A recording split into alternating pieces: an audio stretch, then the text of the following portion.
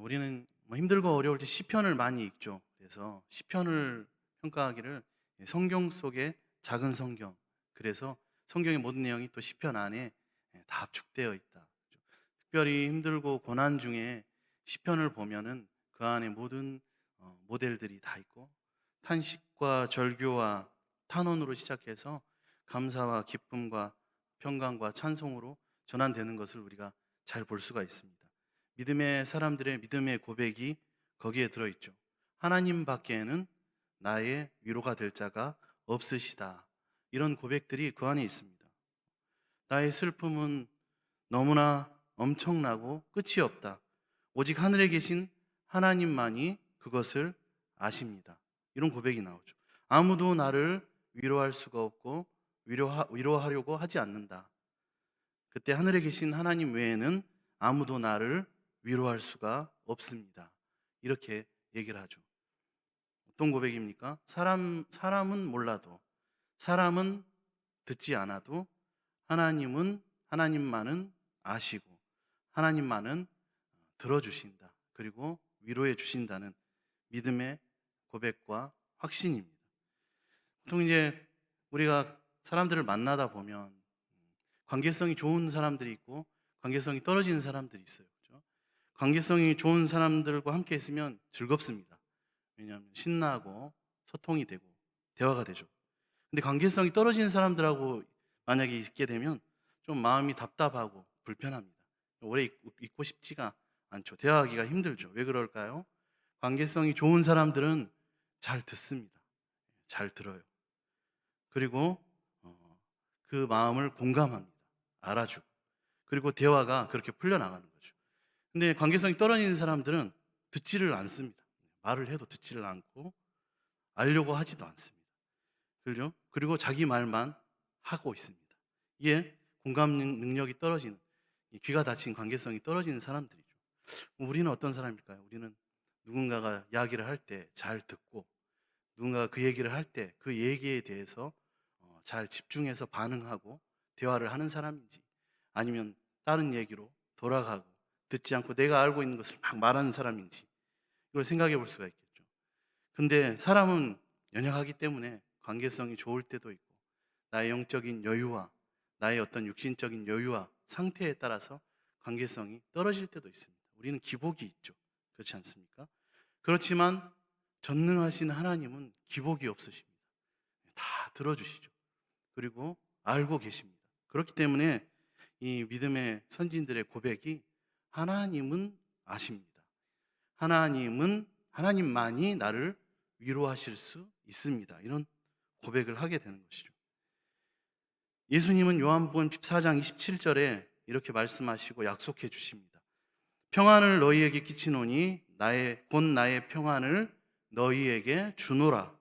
내가 너희에게 주는 것은 세상이 주는 것과 같지 않고 너희 마음에 같이 아니하리라. 너희는 마음에 근심하지도 말고 두려워하지도 말라. 아멘. 우리는 이 주님의 귀한 말씀이 우리 삶에, 나의 삶에 실현되는 것을 혹시 지금 경험하고 계십니까? 요즘? 오늘도 주님의 평안이 나에게 임하고 있음을 오늘 이 주일에 혹시 감사로 고백하시고 기쁨 중에 예배드리고 계십니까? 성도의 삶은 불안함이 전혀 없고 두려움이 전혀 없는 그러한 삶이 아닙니다.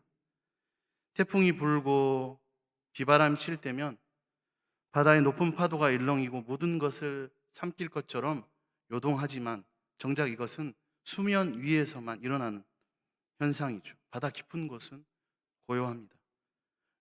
우리의 삶이 혹시 매일매일 다람쥐 쳇바퀴들도 똑같으신가요?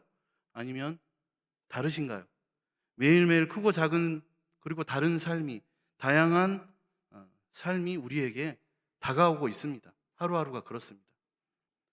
하나님을 믿는 사람도 내가 사는 이 세상에서 맺고 있는 사람과 사람과의 관계로, 또는 나이가 들면서 여러 가지 이유로 요동하게 됩니다.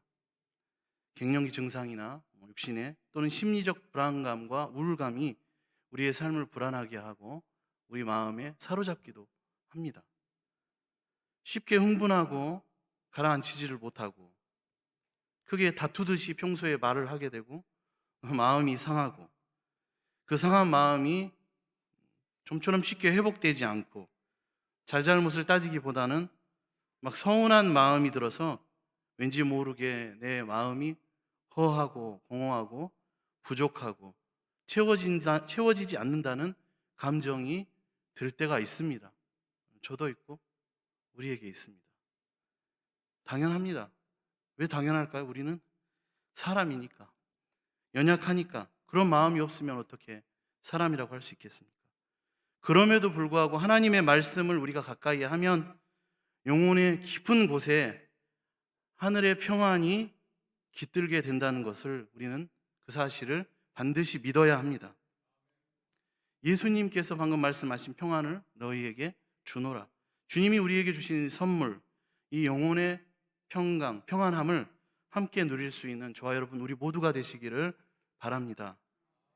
삶의 겉은 표면은 요동치고 또 어려움이 다가오고 지나가고 고난이 또 찾아오고 지나갑니다. 실패의 쓴잔을 몇 번이고 우리는 맛보게 되죠. 그럴지라도 내 안에 내 중심을 붙잡고 계시는 예수님과 함께 살아가는 우리의 삶은 결코 넘어지지 않으며 슬퍼하지 않고 넘어지더라도 다시 일어날 수 있습니다. 항상 예수 그리스도로 채워진 나의 삶은 우리의 중심은 기쁨이 되고 즐거움이 되며 이제 감사가 흘러넘치게 하는 귀한 삶이 되는 것입니다. 오늘 본문을 보면 바람을 꾸짖으시고 자연을 꾸짖으시며 바다를 잠잠케 하시는 예수님의 신성이 드러나고 있습니다. 예수님의 사역은 점점 더 깊어질수록 사람들에게 또 많은 영향력을 보여주고 있습니다. 이제껏 귀신을 고치시고 병자를 고치시고 사람에게 드러난 질병을 고치셨던 예수님께서 이제 자연에 대해서도 그분의 능력을 나타내시고 있는 장면입니다. 사실 처음부터 하늘과 땅의 바다의 주인은 바로 우리 주님이셨기 때문에 그분의 영향력이 사람들에게 또 온 우주 만물의 자연에 점점 더 커져갔다라는 표현보다는 사실 그분이 우리 주님께서 통치하시는 권능이 드러났다라고 하는 표현이 더 정확할 수 있겠습니다. 이렇게 통치하시는 예수님의 권능은 자연과 인간 그리고 영적인 분야 어느 곳에도 빠짐없이 모든 곳에 두루 미친다는 것을 보여주고 계십니다. 지금까지 이런 능력을 가진 분이 없으셨습니다.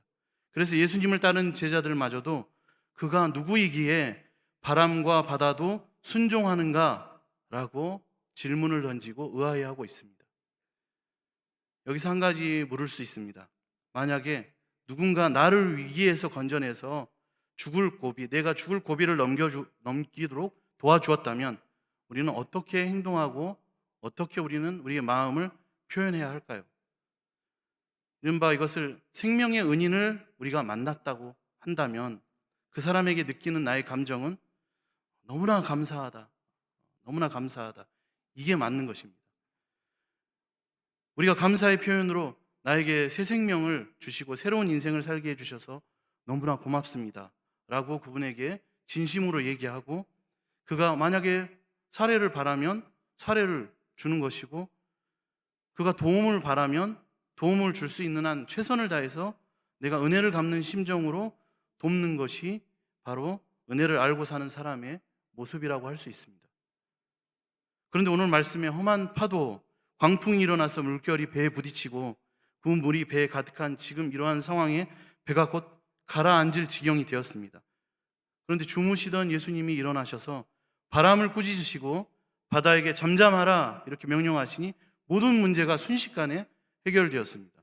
배에 있던 모든 사람들이 자기 목숨을 건지게 된 것이죠. 이때 그들이 어떤 감정을 또 제자들이 어떤 감정을 느끼고 표현해야 했을까요? 맞습니다. 감사함입니다. 감사함.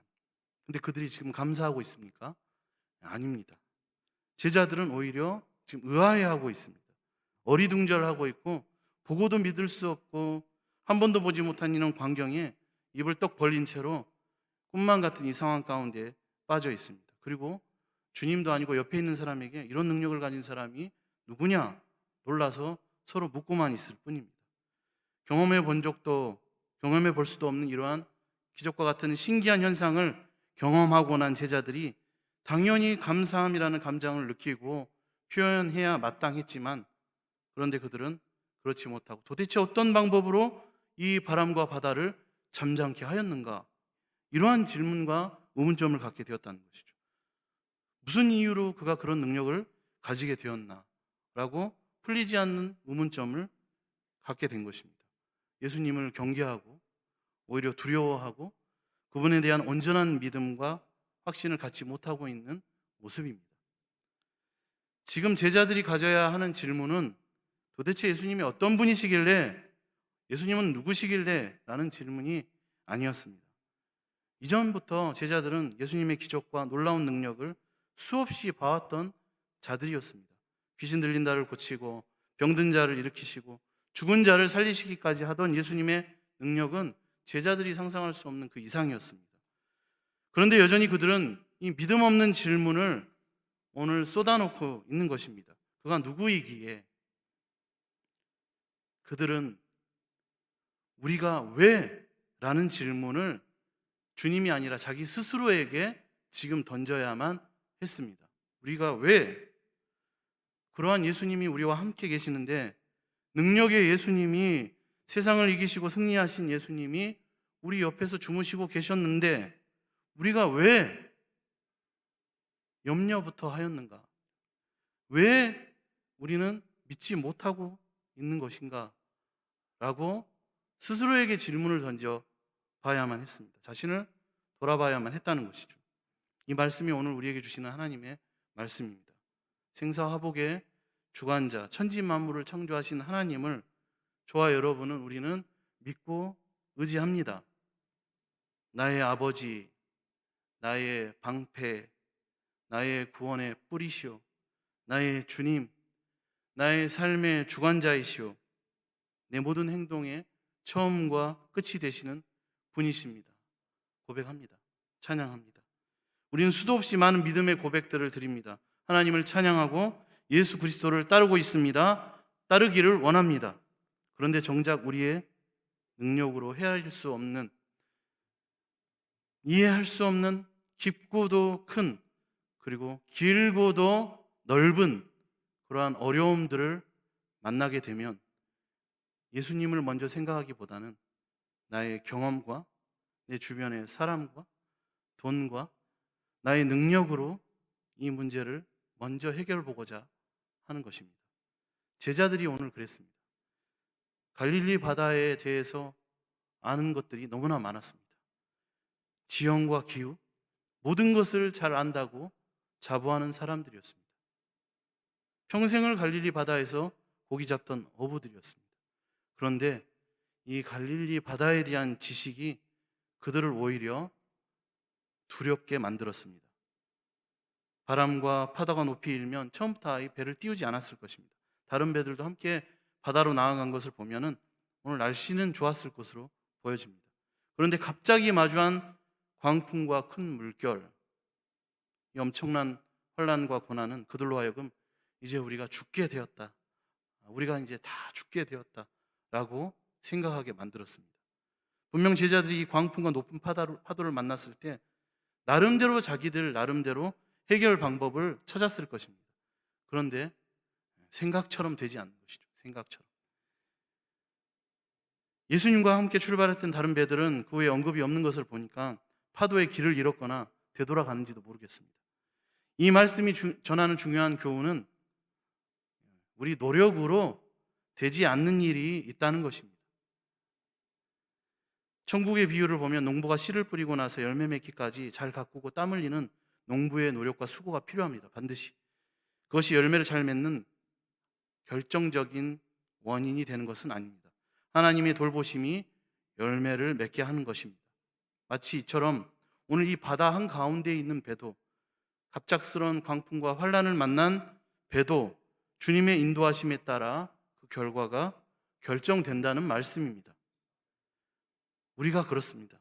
세상의 방법들을 다 동원해서 해볼 거 다 해보고 난 뒤에 주님 안 됩니다.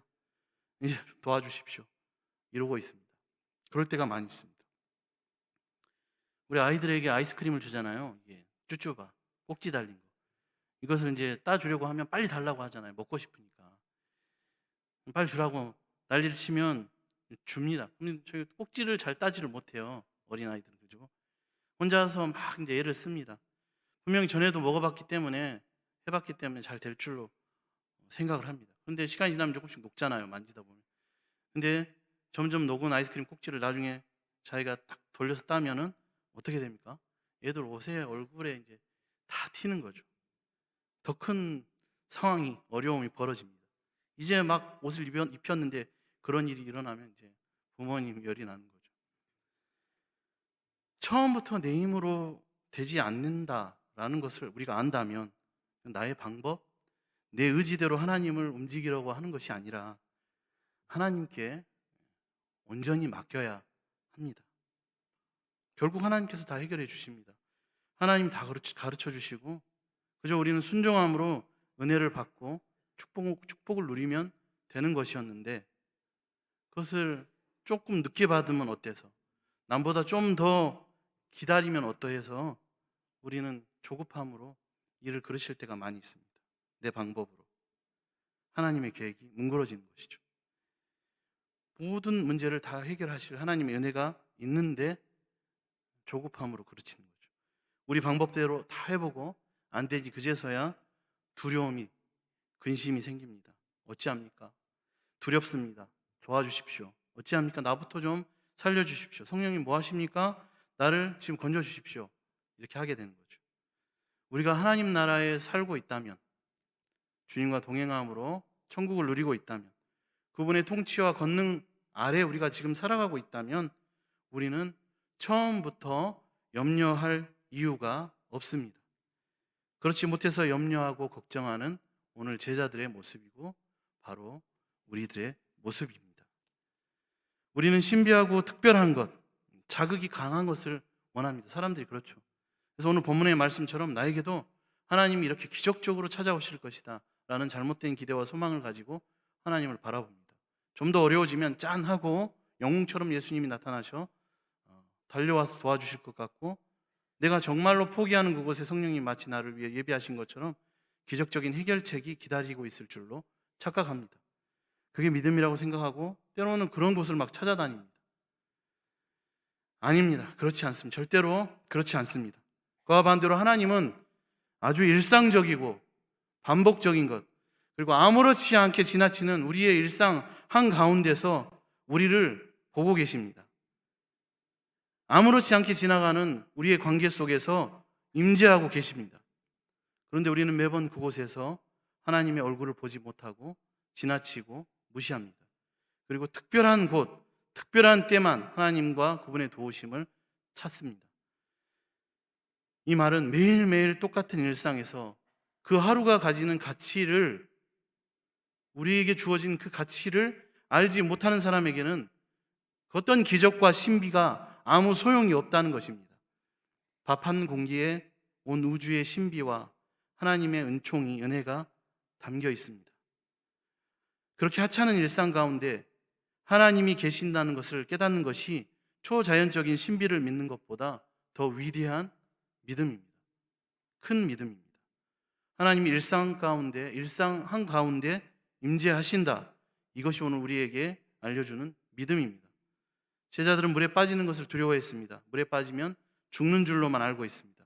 분명 바다를 잘 알고 바다에서 삶을 살아왔던 그들이었음에도 불구하고 물에 빠질 수도 있지가 아니라 물에 빠지면 죽는다고 안 죽으려고 난리입니다. 이렇게 급한 때 왜 주님은, 예수님은 잠만 주무시고 계십니까?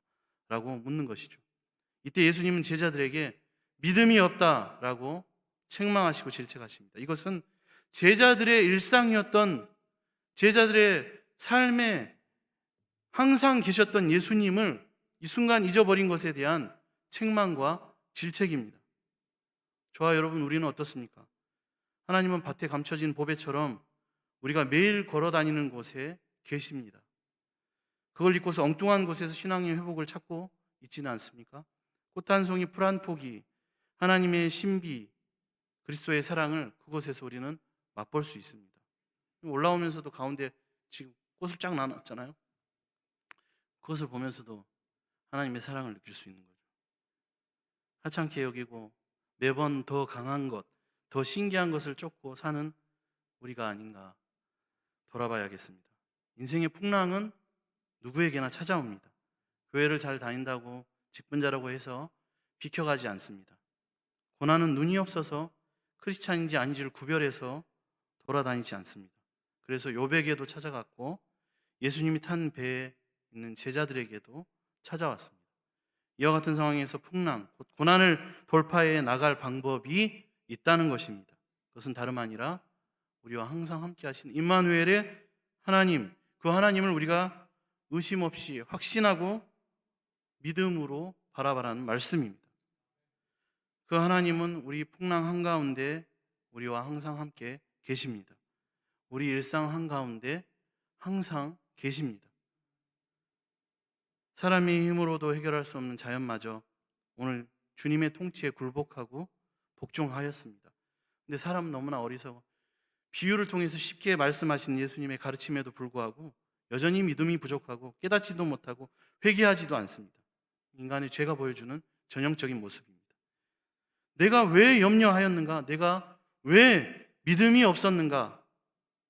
나에게 먼저 묻고 하나님 앞에 나의 부족함을 고백해야 되는데 우리 주님께 따지는 것이죠. 왜 일하지 않으십니까? 행하지 않으십니까? 예수님 도대체 어떤 분이시길래 주무시고 계십니까? 그리고 이런 일을 행하십니까? 나와는 상관없는 질문들로 우리의 삶을 허비하고 있는지도 모르는 우리의 모습입니다. 죄로 인하여 죽을 수밖에 없는 우리를 건지신 그분의 사랑을 우리가 보지 못했기 때문에 믿지 못하는 것일까요? 하나님을 알지 못하고 죽어가는 불신자들의 영혼의 모습들을 우리가 보지 못하고 알지 못하기 때문에 우리도 믿지 못하는 것입니까? 그래서 나를 건지신 하나님 사랑에 감사하지 못하고 감격하지 못하고 마르고 무뎌져 버린 불순종의 삶을 이어가고 계십니까? 혹시 믿음이 없어서 주님의 명령을 따르기 어렵고 행하기가 어려우십니까? 예수님만 따르려고 하니, 예수님만 의지하는 삶을 살려고 하니 세상이 가만히 놔두지를 않습니까? 우리를 두렵게 하기 때문에 두려움보다 훨씬 더 큰 믿음을 갖는 저와 여러분이 되시기를 축복합니다. 하나님이 하실 일은 오직 하나님의 능력으로 다 이루어지게 됩니다. 그것을 믿는 우리가 되시기를 소망합니다. 하나님을 만나는 매일이, 매 순간이 기쁨이 되고 우리의 일상이 감사가 되고 그 가운데 그 중심에 계시는 그분을 바라보고 삶 속에서 하나님을 예배하는 우리 모두가 되시기를 축복합니다. 평범한 듯하지만 내가 예배드리러 나온 것도 감사하고 내가 건강을 가진 것도 감사하고 내 가정을 지켜가는 것도 내 형제를 살리시는 것도 감사합니다. 나를 통해 말씀이 전해지는 것도 감사하고 내가 기도로 동역하게 하신 것도 감사입니다. 이미 우리는 이 땅에 임한 하나님 나라 속에서 하나님의 통치 가운데서 하나님이 기뻐하실 만한 삶을 살아가고 있습니다.